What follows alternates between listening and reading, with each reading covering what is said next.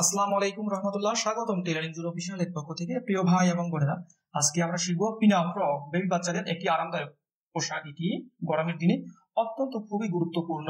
এই পোশাকটা লম্বা তৈরি করতে হবে আমাদেরকে 25 ইঞ্চি পরিমাণ, বডির মাপ তৈরি করতে হবে 26 ইঞ্চি। এভাবে দুইটি মাপ নেওয়ার পরে আমাদেরকে এই পোশাকটা তৈরি করতে হবে। অর্থাৎ এই যে উপরের যে অংশটুকু আছে এটা আছে 9 ইঞ্চি পরিমাণ, আর নিচে যে ঘিরের কাপড়টা আছে এই কাপড়টা আছে 18 ইঞ্চি পরিমাণ। এই কাপড়টা কাটিং থেকে শুরু করে সেলাই করা পর্যন্ত আমি দেখাবো। আশা করি আপনারা এই পুরো ভিডিওটাই যদি দেখেন, নতুন কাপড় কাটতে আশা করি সমস্যা হবে না। এরপরেও আপনারা প্রথম অবস্থায় পুরাতন কাপড় দিয়ে ট্রাই করতে পারেন। দুই একবার ট্রাই করলে আপনারাও পারবেন। যারা নতুন আছেন ধৈর্য ধরে আস্তে ধীরে ধীরে স্থির ভাবে কাজ করতে শুরু করেন, ইনশাল্লাহ আপনারাও পারবেন। আর ভিডিওটি যদি আপনাদের ভালো লাগে অবশ্যই লাইক দিয়ে উৎসাহিত করুন এবং ভালো এবং মন্দ কমেন্টের মাধ্যমে জানিয়ে যাবেন। এই ফ্রকটি তৈরি করতে হবে আজকে আমাদের লম্বার মাপ আছে 25 ইঞ্চি পরিমাণ, বডির মাপ আছে 26 ইঞ্চি। এখানে পাইপিং এর জন্য কাপড় নিয়েছে হাফ গজ পরিমাণ, এখানে কাপড় আছে 1.5 গজ পরিমাণ। এই কাপড়টাকে সর্বপ্রথম এভাবে এক ভাঁজে 2 পার্ট করে নিতে হবে। এখানে এক ভাঁজে 2 পার্ট, এইদিকে 2 পার্ট আছে। 2 পার্ট করে নেওয়ার পরে এই কাপড়টা এই পাশে দিতে হবে।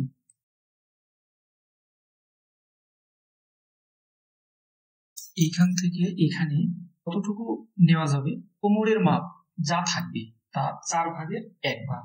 তো বডি আছে 26 ইঞ্চি পরিমাণ, তাহলে কোমর 2 ইঞ্চি বাদ, তাহলে কমপক্ষে তাহলে কোমরের মাপ হচ্ছে 24 ইঞ্চি। 24 কে 4 ভাগ করলে 4 6 24, অর্থাৎ 6 ইঞ্চি।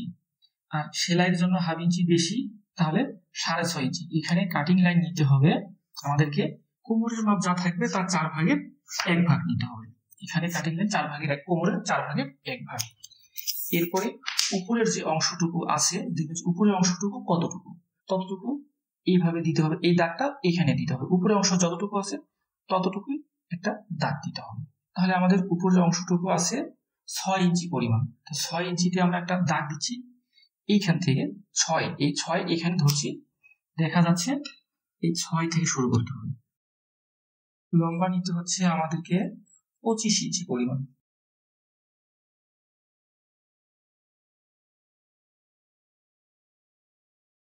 কাটিং করে নিচ্ছি। তাহলে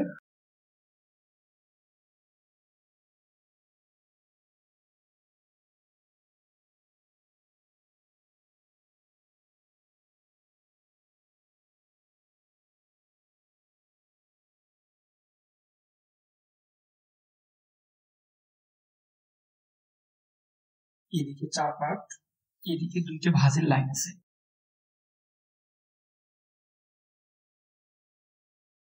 এই কাপড়টা 2 ভাঁজ 4 পার্ট দিয়ে নিলাম।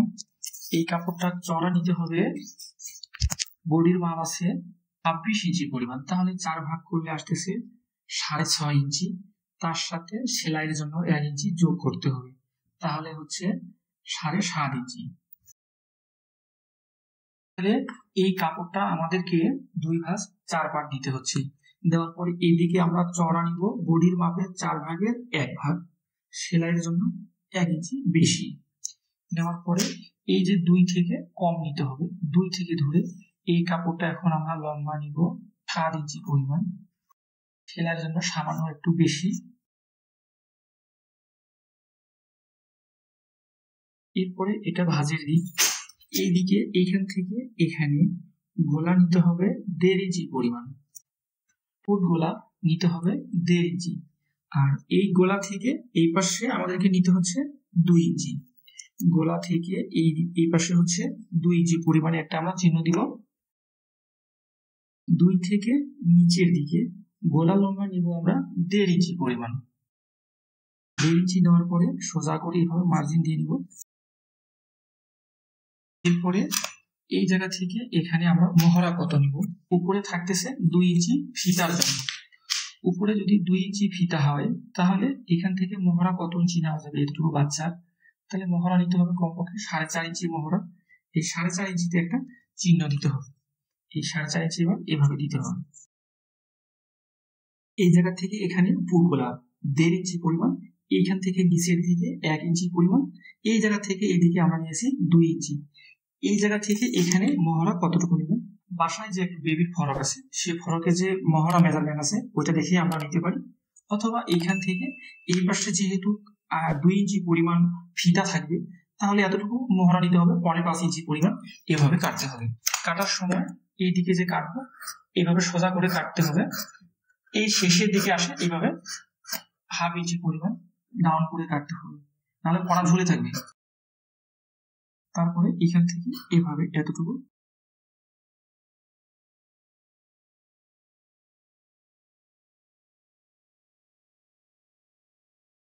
এখান থেকে এখানে 2 ইঞ্চি পরিমাণ, এখান থেকে এখানে 2 ইঞ্চি পরিমাণ। এই কাপড়টা নেওয়ার পরে এখানে একটা চিহ্ন দিয়ে দিলাম, এখান থেকে এখানে বড়ির 4 ভাগের 1 ভাগে একটা চিহ্ন দিলাম। আমরা এবার পাইপিং এর কাপড় কাটিং করে নিব। তার আগে এখান থেকে এখানে 4 ইঞ্চি পরিমাণ এই কাপড়টা নিব আমরা ঘাড়ের পাইপিং এর জন্য অথবা ফিতার জন্য। সম্পূর্ণ কাপড়টা 1 ভাঁজ 2 পার্ট। এবার এই কাপড়টাকে 2 ভাঁজ 4 পার্ট করে নিতে হবে। এই কাপড়টাকে এখন আড়াআড়ি ভাবে কাটতে হবে। আপনারা এভাবে মার্জিন দিয়ে কাটলেও হবে, সোজা করে কাটলেও হবে।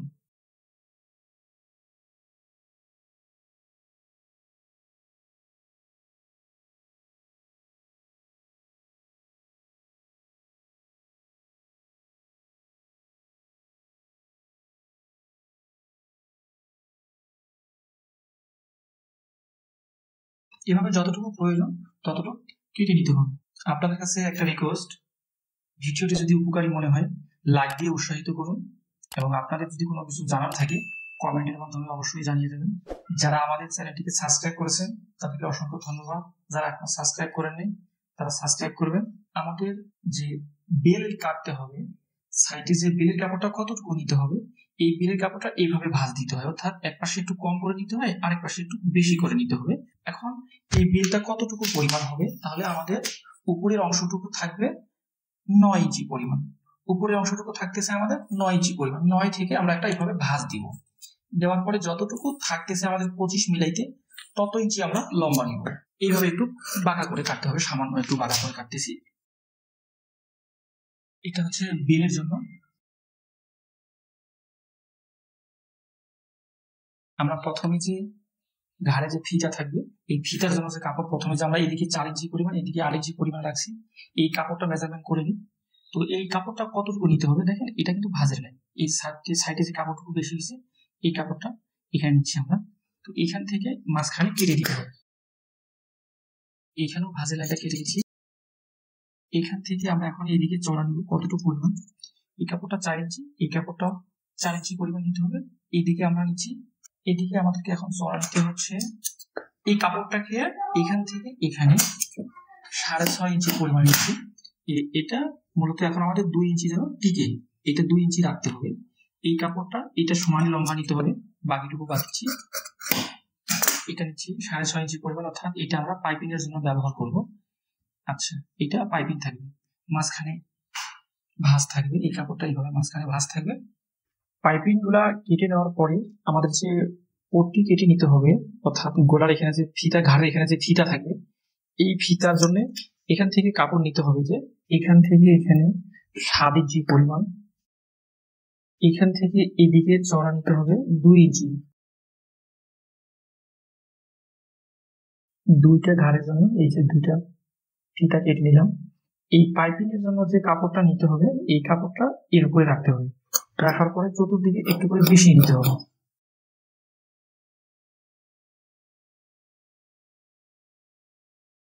এই কাপড়টা এখানে দুইটা কাপড় আছে, সেলাই করার সময় এই কাপড়টা মাঝখানে থাকবে, আর এই কাপড়টা একটু সামান্য একটু ভেঙে দেওয়ার পরে এই কাপড়টা তখন এইখানে পাইপিং হয়ে থাকবে। ঠিক এদিকে এখন আমাদের সেলাই দিতে হবে। প্রথমে উল্টার দিকে দিতে হবে পাইপিং। কণাগুলা এইভাবে কেটে দিতে হবে, পট্টিটা উল্টিতে, তাহলে অনেক সহজ হবে।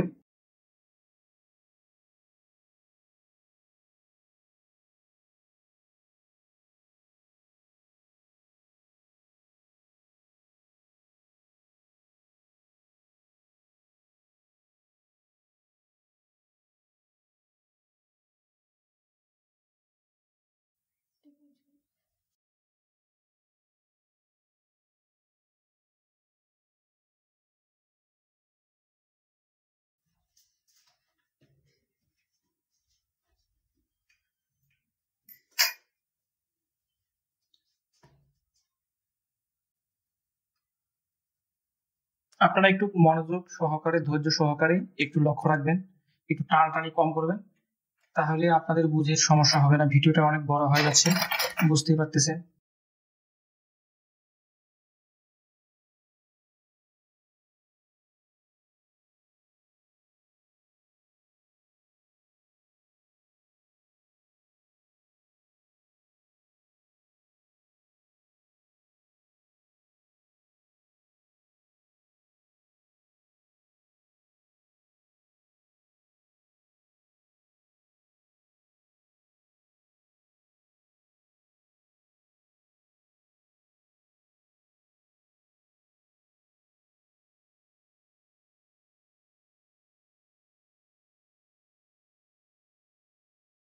একইভাবে দুইটা পার্ট এভাবে সেলাই করে নেওয়া হয়েছে।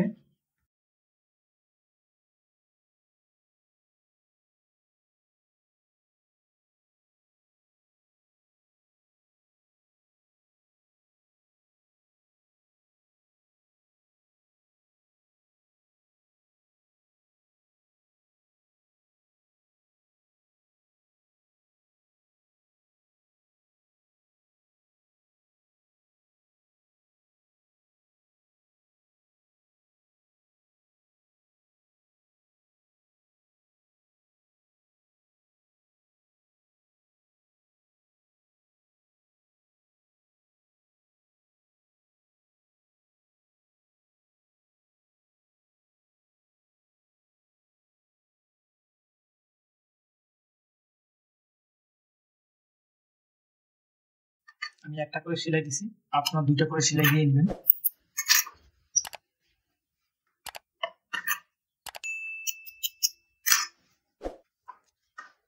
এখন একইভাবে নিচে যে ঘিরের লাইনটা আছে বা প্লেট লাইন, এই ঘিরের লাইন বা প্লেট লাইন এটা তো ঠিক একইভাবে এখন পাইপিং দিতে হবে।